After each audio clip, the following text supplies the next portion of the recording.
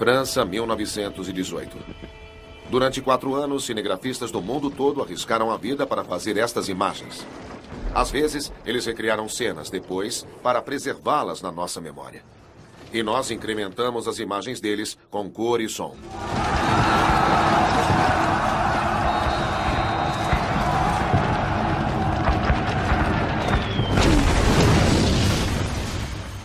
(11 de novembro de 1918, 11 da manhã). De repente, silêncio. O armistício foi assinado. Clarins e sinos de igreja avisam sobre o cessar-fogo.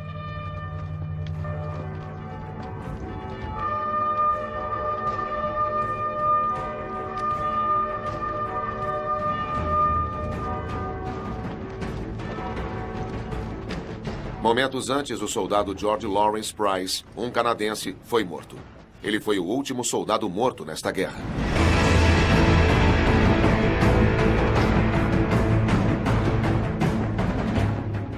De 1914 a 1918, quase 80 milhões de pessoas foram lançadas na guerra.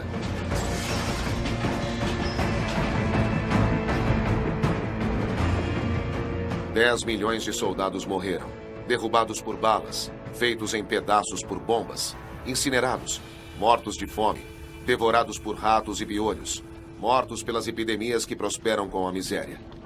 E mais 20 milhões foram feridos.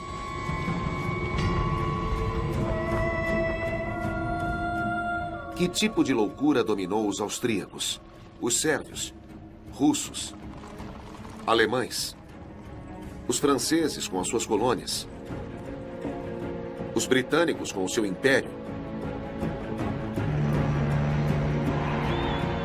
os italianos, os japoneses, os turcos, os americanos?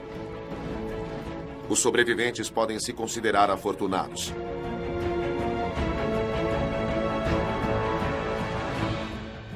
Mas eles perderam a juventude.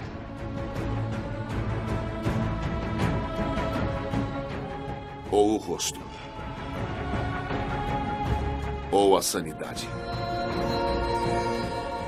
Como o mundo desencadeou essa fúria? –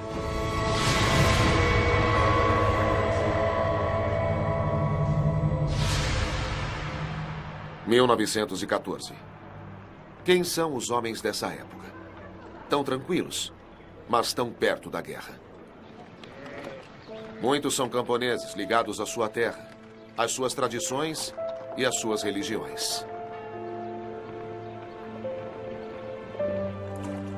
Eles se sentem seguros. Já faz quase meio século desde o último grande conflito europeu. Os bem de vida aproveitam o belo verão de 1914.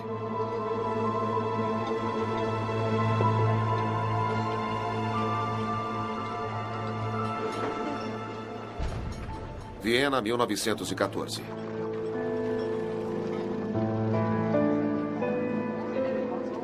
O grande escritor Stefan Zweig descreve a capital do Império Austro-Húngaro. Novos teatros, bibliotecas e museus brotavam por todo lugar. Havia progresso em todo lado. O que poderia interromper esse rápido crescimento? Minimizar o elan, que constantemente tirava novas forças de sua própria ascensão. Um prodigioso espírito despreocupado reina no mundo. Nunca a Europa foi mais forte, mais rica, mais bela ou mais confiante em um futuro ainda melhor.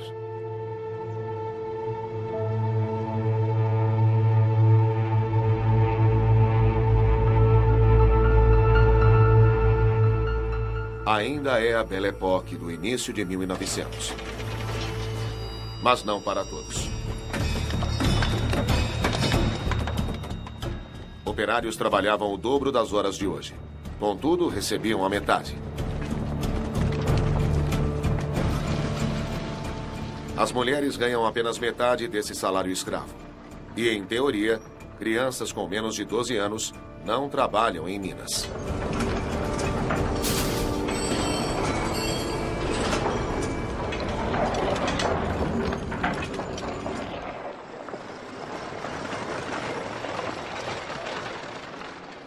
Na França, Jean Jaurès é o grande líder da classe operária. Ele está preocupado. Ele sabe que entre a elite europeia, muitos capitães da indústria falam abertamente sobre uma guerra para dar fim ao movimento das reivindicações dos operários.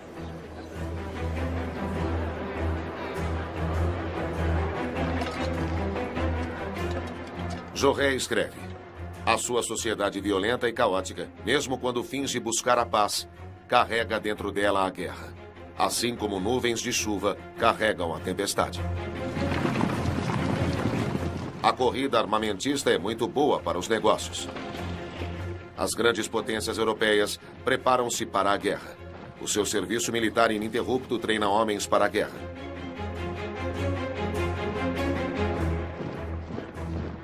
Guerra e morte pairam sobre o planeta. Por séculos, impérios rivais têm repartido o mundo com as suas espadas. As conquistas britânicas chegam até a Austrália e o Canadá. As da França, da Indochina à África. A Alemanha também possui colônias, mas quer uma fatia maior do bolo. Antes de 1871, a Prússia era um estado dividido. Ao esmagar a França e anexar as províncias francesas de Alsácia e Lorena, ela se tornou o Império Alemão.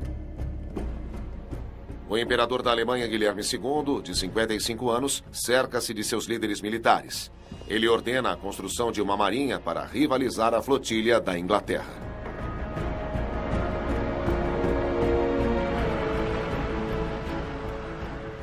Ele quer dar à Alemanha o seu lugar ao sol.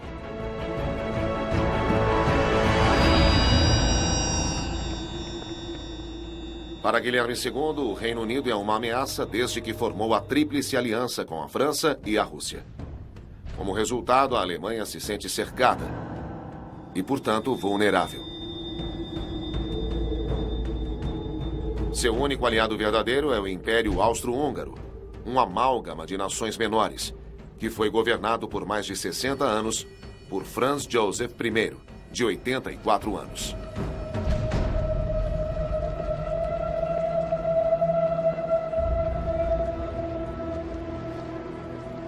A sua longa vida foi marcada por tragédia: o suicídio do filho e o assassinato da esposa. A Imperatriz Elizabeth, ou Sissi, como era conhecida, era a paixão de sua juventude. Ele agora é um imperador velho, cujos súditos exigem independência. Ele governa uma situação inflamável, mas Franz Joseph e os seus oficiais e políticos arrogantes opõem-se a qualquer tipo de reforma. O império dele é conhecido como Apocalipse Alegre.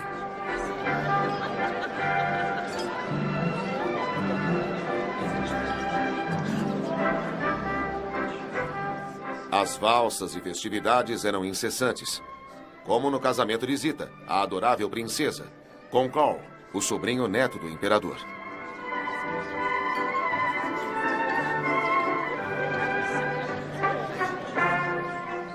Mas o sobrinho dele, Francisco Ferdinando, é o herdeiro presuntivo do trono austro-húngaro. Francisco Ferdinando é casado com a condessa Sophie Chotek, uma aristocrata, mas não de sangue real. Franz Joseph não aprova, e tampouco aprova as ideias reformistas de seu herdeiro.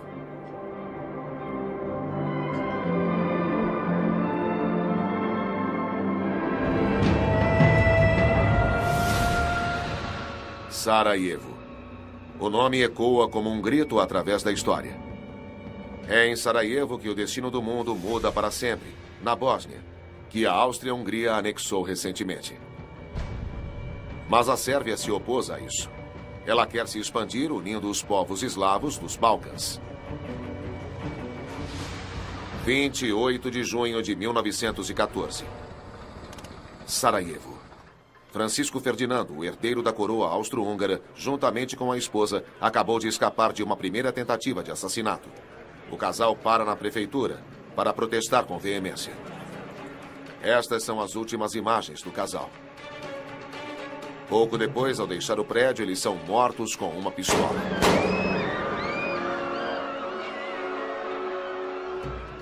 O assassino, Gavrilo Princip, é um nacionalista bósnio de 19 anos. Foram os sérvios que forneceram a pistola a ele.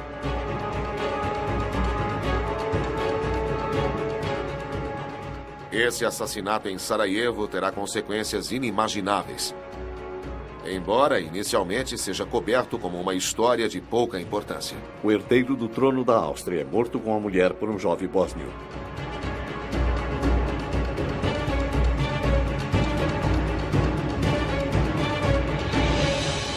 Inglaterra. Ao longo do Tâmisa, a futura rainha dos livros de mistério, Agatha Christie, então com 24 anos, escreve. Quando, na distante Sérvia, um arquiduque foi assassinado, parecia um incidente muito distante. Naqueles países, as pessoas viviam sendo assassinadas. Os britânicos prestavam pouca atenção ao buraco negro da Europa, conhecido como o barril de pólvora dos Balcãs.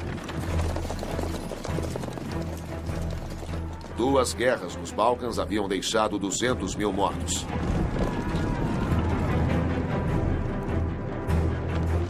Em 1914, na Grã-Bretanha, essas tragédias distantes foram esquecidas. O monarca inglês George V, de 49 anos, também é o rei da Irlanda e o imperador da Índia.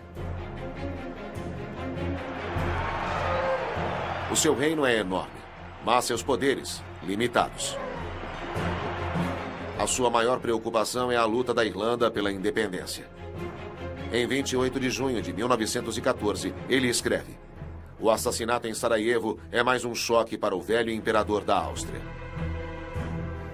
George V não faz ideia do que está para explodir, assim como o presidente da França, que veio a Londres em visita oficial para reafirmar a Entente Cordiale, a nova amizade que, depois de séculos de rivalidade mortífera, agora une a Grã-Bretanha e a França.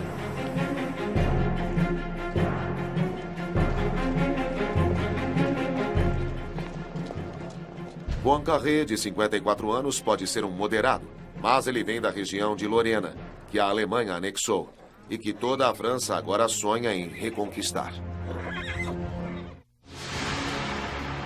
3 de julho de 1914. Com os funerais de Francisco Ferdinando e Sophie Chotek, a contagem regressiva para a guerra começa. Império Austro-Húngaro. Os generais da Áustria há muito procuravam uma desculpa para subjugar a Sérvia. Eles não podem provar que o país é responsável pelos assassinatos em Sarajevo, mas conseguem convencer o seu imperador. O chefe do Estado-Maior austríaco declara: precisamos nos livrar dos sérvios, pois eles vivem mordendo os calcanhares do Império como cobras. Mas essa posição negligencia a Rússia, protetora dos eslavos. São Petersburgo, a capital do Império Russo, é o trono do czar Nicolau II, de 47 anos. Rússia.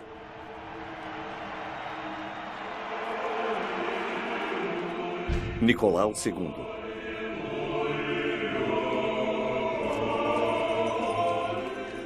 Ele comemora o tricentenário da dinastia russa em meio à pompa da Igreja Ortodoxa. Desfilando ao lado dele, a czarina Alexandra e o filho deles, Tsarevich Alexei.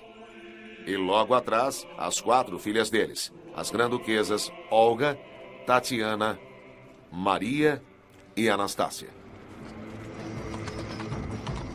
Em 1905, a Rússia perdeu uma guerra contra o Japão e viveu a sua primeira revolução.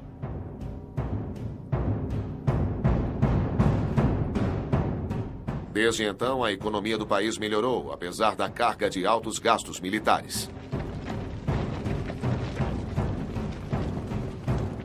No início de julho de 1914, entre os infortúnios iminentes da Europa, o czar faz um cruzeiro no Mar Báltico a bordo de seu iate.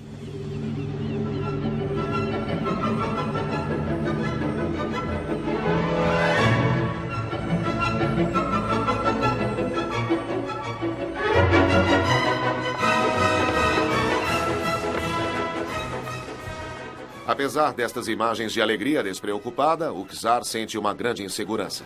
A paz está ameaçada. Assim como a sua dinastia. O herdeiro dele, seu único filho, Tsarevich Alexei, de 10 anos, é hemofílico. O sangue dele não coagula. A menor lesão pode ser fatal. A doença hereditária dele vem da bisavó materna inglesa, a Rainha Vitória, que carregava o gene.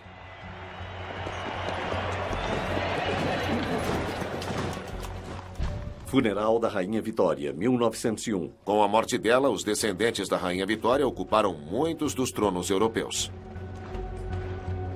A Europa de reis e imperadores é uma só grande família. George V, o soberano britânico, e o czar Nicolau II são primos e passariam como gêmeos. Nicolau II, George V.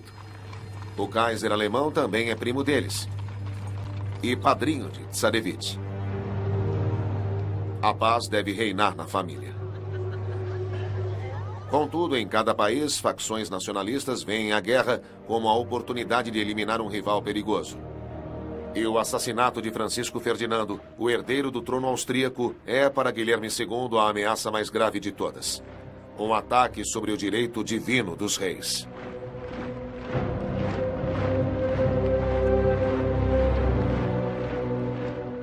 Guilherme II frequentemente caçava com Francisco Ferdinando. O arquiduque fazia parte do mundo dele e, para o Kaiser, um homem ingênuo e impulsivo, o assassinato é um sacrilégio. Guilherme II, os generais dele e o chanceler alemão Theobald von Bethmann-Hollweg concordam. A Alemanha não deve hesitar, mas aproveitar a oportunidade do assassinato em Sarajevo para demonstrar a vontade alemã. Juntos, eles decidem apoiar o seu aliado, a Áustria, em seu plano de invadir a Sérvia.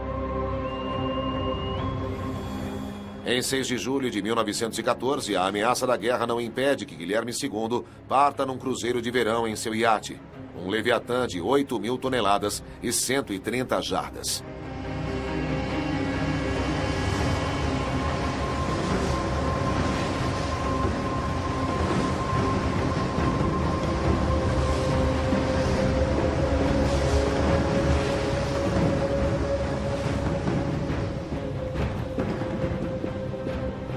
Guilherme acredita que o conflito não se espalhará.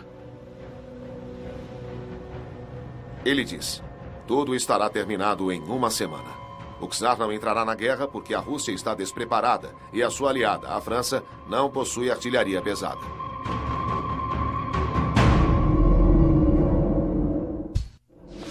20 de julho de 1914. O presidente da República Francesa, Raymond Poincaré, chega à Rússia. Poincaré, um republicano secular, não tem escrúpulos para apoiar um monarca absoluto e um homem profundamente religioso, como Nicolau II. A visita foi planejada há muito tempo. Com a crise, o momento é perfeito. Poincaré quer avaliar a solidez da aliança e a prontidão do exército russo.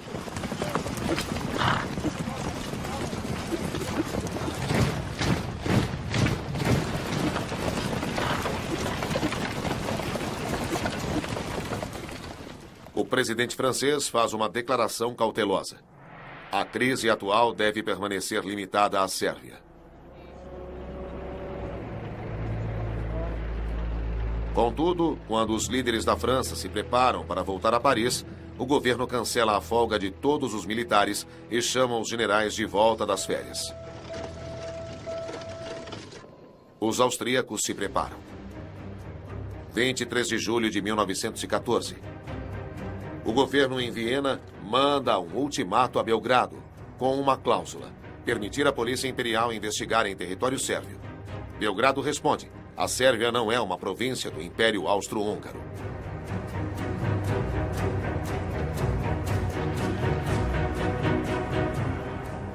O ultimato da Áustria significa guerra para o mundo todo. Ultimato austríaco à Sérvia. O presidente dos Estados Unidos, o democrata Woodrow Wilson, de 58 anos, é um intelectual e um pacifista. Ele quer preservar a neutralidade norte-americana. Ele diz: quero manter os Estados Unidos fora de uma guerra europeia. No Canadá, o medo da guerra é a manchete.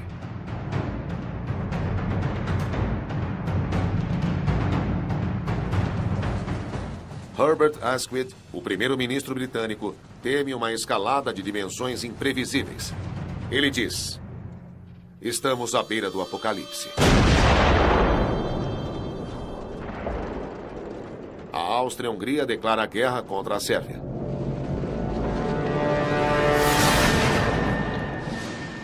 28 de julho de 1914. Os canhões Skoda da artilharia austríaca entram em ação contra Belgrado.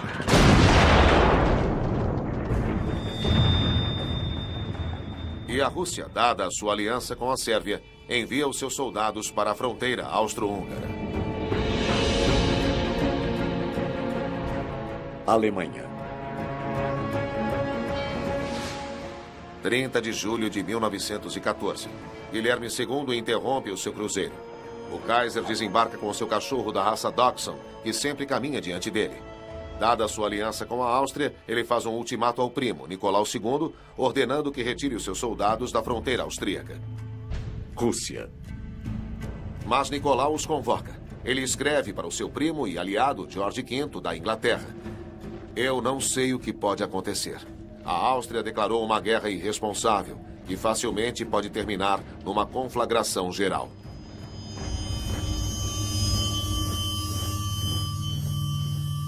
Guilherme II, ao não receber uma resposta ao ultimato, hesita. Alemanha. Ele fala sobre salvar a paz. Contudo, à sua volta, líderes militares e industrialistas exortam a ele que declare guerra, culpando a Rússia por expandir o conflito.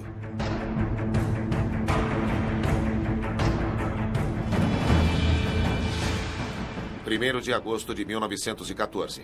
A Alemanha se mobiliza e declara guerra contra a Rússia. Jovens recrutas alemães examinam o conteúdo de seus kits de infantaria, que incluem os indispensáveis pares adicionais de meias.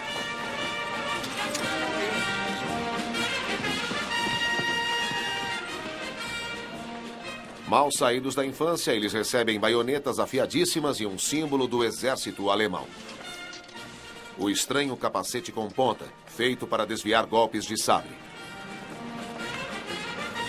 A maioria está ansiosa para defender a sua terra natal ameaçada.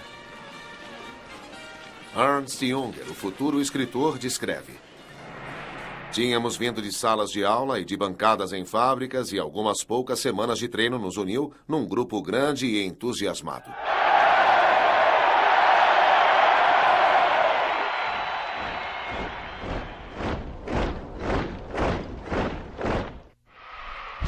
Em São Petersburgo, os russos, agora em guerra, cantam o hino imperial, que começa com Deus proteja o czar.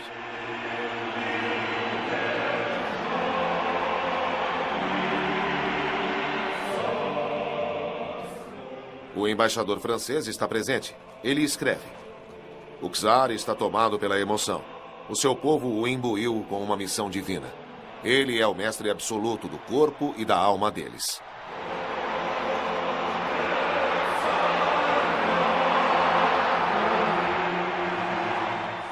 A czarina aparece. Ela é de descendência alemã e está preocupada. O irmão dela indubitavelmente lutará entre as tropas inimigas. 1º de agosto de 1914. Les Halles, o lendário mercado de comida, o coração e a alma da capital francesa, acorda de luto.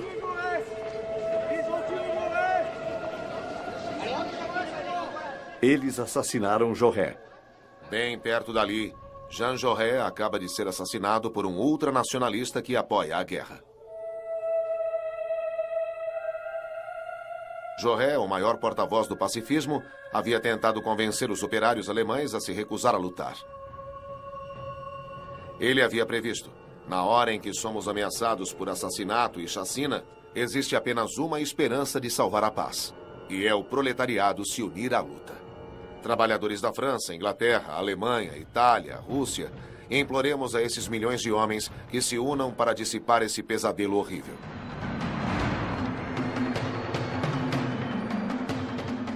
1º de agosto de 1914. A ordem para a convocação geral é postada por toda a França.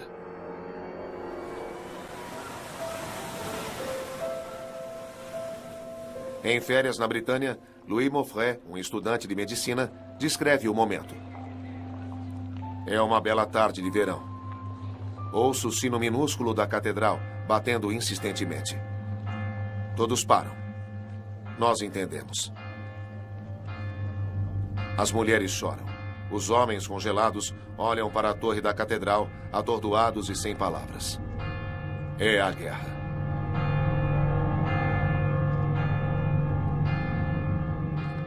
À distância, podemos ouvir os sinos de Viviers, Mondol, Carfantin e Baguer-Morvan. É de cortar o coração. Em 3 de agosto de 1914, Paris descobre que a Alemanha declarou guerra contra a França. Jaurès foi enterrado. E com ele toda a esperança de paz. Na França, Alemanha e Rússia, operários se unem para defender a sua terra natal. Na França, Poincaré batiza esse triunfo das forças nacionalistas como a União Sagrada.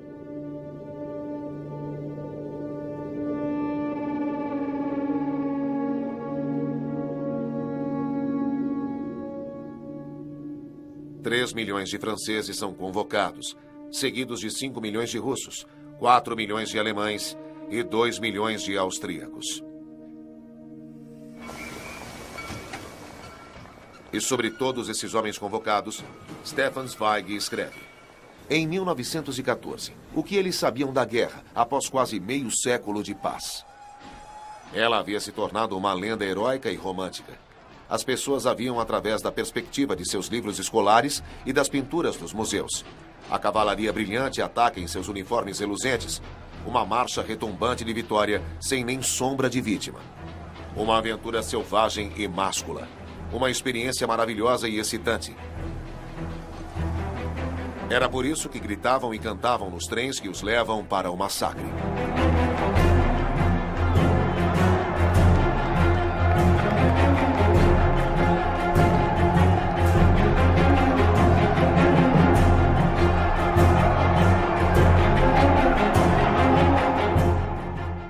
Se não estão felizes, eles preferem não demonstrar.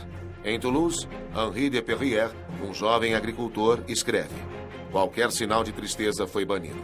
Nós nos emproamos diante de nossos conterrâneos. Partindo do Império Colonial Francês, aqueles então conhecidos como nativos e a legião estrangeira embarcam em Argel ou Dakar.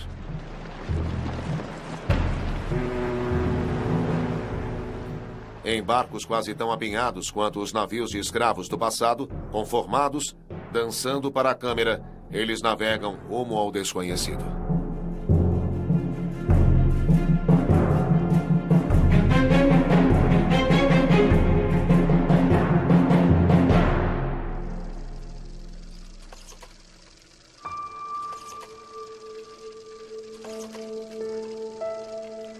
Numa mansão no entorno de Paris, a família Ferrari fica cara a cara com a realidade da guerra. Os homens da família foram convocados, assim como todos os franceses entre 20 e 48 anos. Contudo, em seu roseiral, Jaqueline confia que René voltará logo, que antes das rosas murcharem, a guerra terá terminado.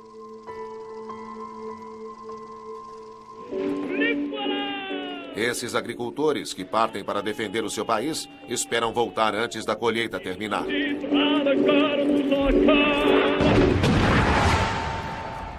3 de agosto de 1914. Os alemães atacam. Eles contam com uma vitória rápida e uma guerra breve. O plano deles, conhecido como Plano Schlieffen, em honra ao general que o criou, consiste em atravessar Luxemburgo e a Bélgica antes dos russos atacarem do leste e obriga os alemães a lutar em duas frentes. A neutralidade belga fora instituída depois da derrota de Napoleão para criar uma proteção entre a Grã-Bretanha, França e Alemanha. A sua violação agora provoca uma reação imediata de Londres. Guerra declarada contra a Alemanha. A Inglaterra declara guerra contra a Alemanha. 4 de agosto de 1914.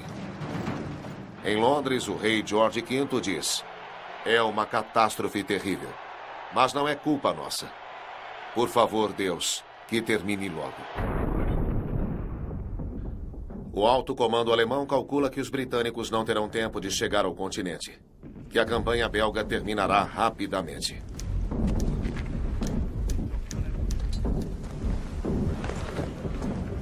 Mas os belgas não cedem. Alberto I, seu valente rei, diz ao seu povo: um país que se defende não pode perecer. Os belgas têm trens blindados e fortes defesas protegendo as suas cidades.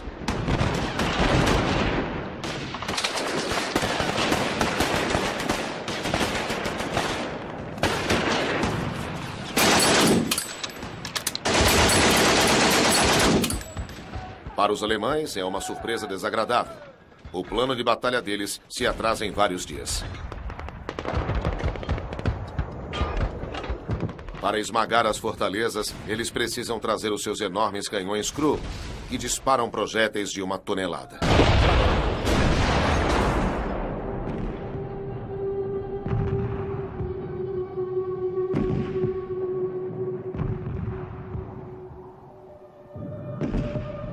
Então, os belgas destroem os seus trilhos, colidindo as suas próprias locomotivas umas contra as outras.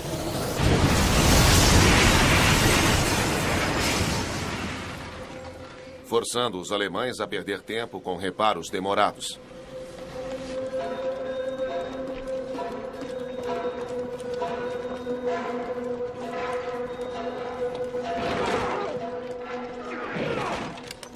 Enquanto os alemães contam o tempo na Bélgica e os russos preparam a sua ofensiva, os austro-húngaros, que esperavam punir os sérvios em 1 semana, não conseguem avançar. Os sérvios provam que são combatentes temíveis. Depois de 2 semanas, o número de austríacos mortos já chegou a 25 mil e os sérvios celebram a sua vitória. Por enquanto.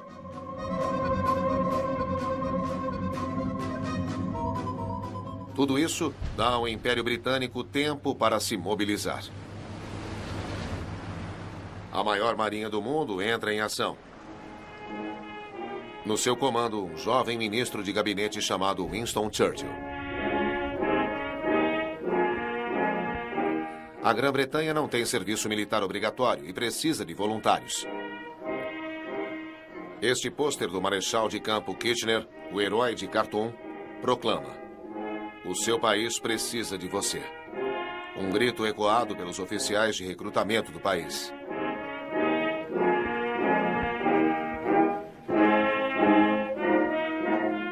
O modesto exército britânico de 100 mil homens se expande e se torna uma força expedicionária de 1 milhão de soldados convocados da enorme reserva do Império.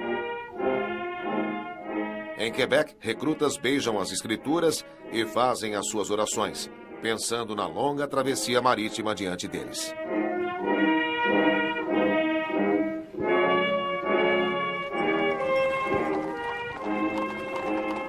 Essas partidas tornam-se a inspiração para um romance de cortar o coração. Cavalo de Guerra, de Michael Morpurgo.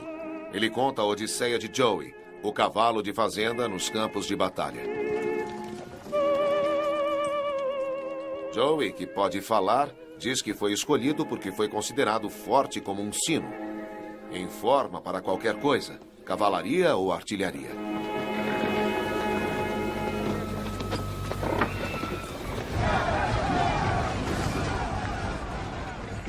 $10 milhões de cavalos, até da Austrália e Nova Zelândia, servirão nas forças imperiais britânicas para sofrer e morrer como soldados. Sem nunca suspeitar o que os espera.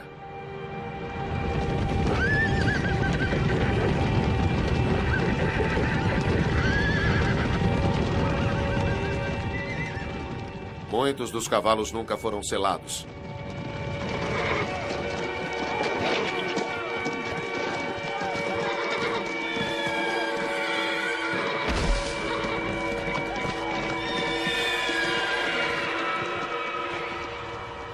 Joe e o cavalo de guerra declara com confiança. Os soldados estão otimistas, como se estivessem embarcando em algum grande piquenique militar.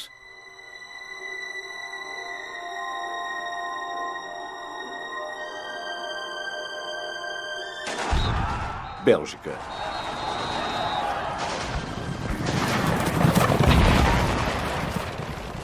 Joe e os seus soldados da cavalaria rapidamente descobrem a realidade da guerra.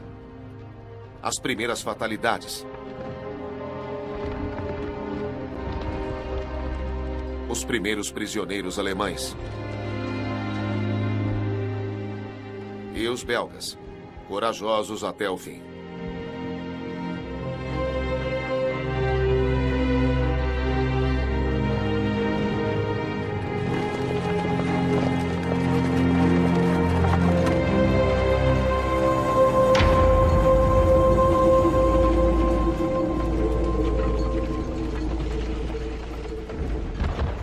Os franceses também têm um plano ofensivo, conhecido como Plano 17. Retomar a Alsácia-Lorena e marchar sobre Berlim. O primeiro objetivo deles? Mulhouse, na Alsácia. 7 de agosto de 1914. Os franceses tomam Mulhouse. Este desfile triunfante é para os noticiários. Ele traz estudantes, buquês de flores e demonstrações patrióticas de pessoas vestindo as tradicionais vestes alsacianas. O exército francês de agosto de 1914. A infantaria é composta, em sua maior parte, de grandes batalhões, como no tempo de Napoleão, com uniformes inadequados para a guerra moderna, com calças vermelhas berrantes e nenhum capacete. Eles suam sob as casacas de lã grossa no sufocante calor de agosto. Eles devem carregar uma mochila pesada e o famoso rifle Lebel, que pesa 5 quilos. Mas o Lebel, como o Mauser alemão e o Lee Enfield britânico, tem um poder de fogo nunca antes visto. Esses rifles de repetição, com um alcance de mais de 365 metros, tornam arcaicas e criminosas as investidas com baionetas a curta distância. Contudo, essas táticas ultrapassadas, ensinadas nas academias militares, continuam e acabam custando centenas de milhares de vidas humanas.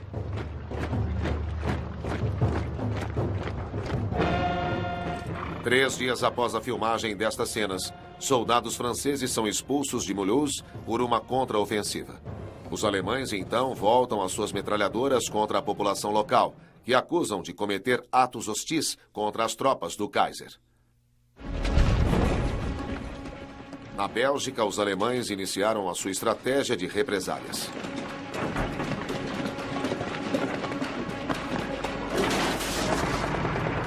Eles temem atiradores de elite civis.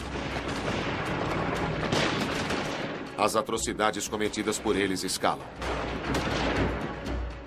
Qualquer um que eles acreditam ser um atirador é capturado e morto.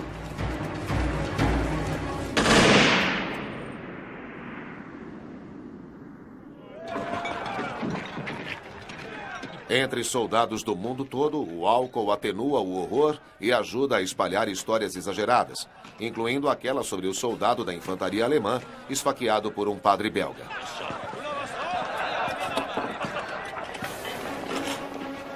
O medo de represálias faz com que centenas de milhares de civis fujam. Belgas, franceses e britânicos acusam os hunos, como chamam seus inimigos, de estuprar, cortar seios de mulheres e mãos de crianças.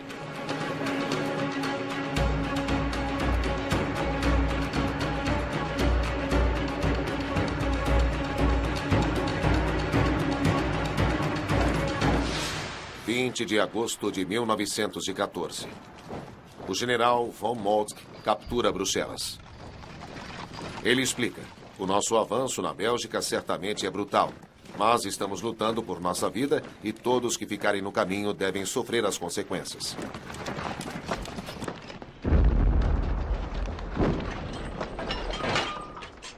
Os alemães destroem monumentos históricos. Eles põem fim a Louvain.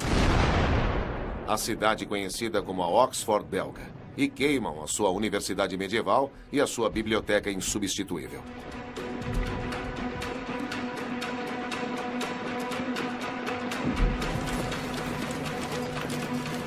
Após apenas 3 semanas de guerra, todos os adversários estão envolvidos por um ódio indescritível. Na Bélgica, um soldado da cavalaria francesa escreve: "Eu entro numa casa, subo as escadas e descubro um porco alemão se aliviando numa gaveta cheia de delicadas rendas. Eu atiro nele. Ele morre na própria sujeira. Tudo foi pilhado. Os mais baixos instintos foram despertos nesses alemães, nesses amantes da música."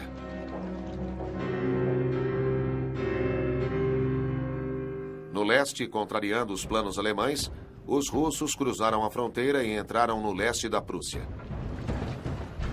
Alemanha. E agora, são os alemães que começam a fugir do que chamam de rolo compressor russo. 22 de agosto de 1914. O pânico se instala. Estes refugiados alemães também relatam destruição e pilhagem.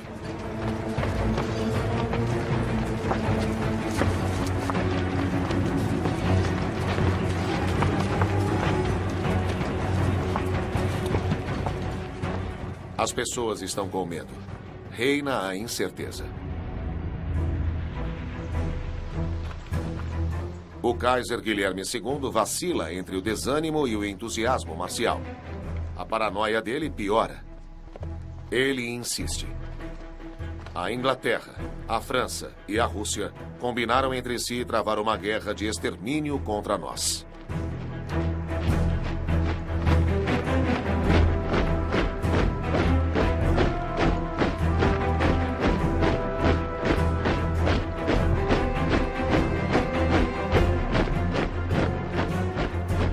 Mas os alemães estão confiantes. Eles acabam de conquistar vitórias em Mons e Charleroi.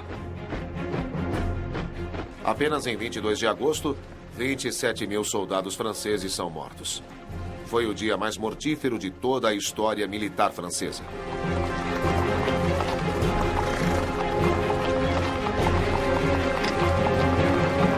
Guilherme II se dirige aos seus súditos e diz: Wir werden uns wehren bis zum letzten Hauch von Mann und Ross. Und wir werden diesen Kampf bestehen, auch gegen eine Welt von Feinden. Noch nie war Deutschland überwunden, wenn es einig war. O exército alemão marcha sobre Paris. Apesar dos atrasos, o plano Schlieffen está correndo bem. O governo francês fugiu da capital. Os alemães agora estão a apenas 48 quilômetros de Paris. A vitória está próxima.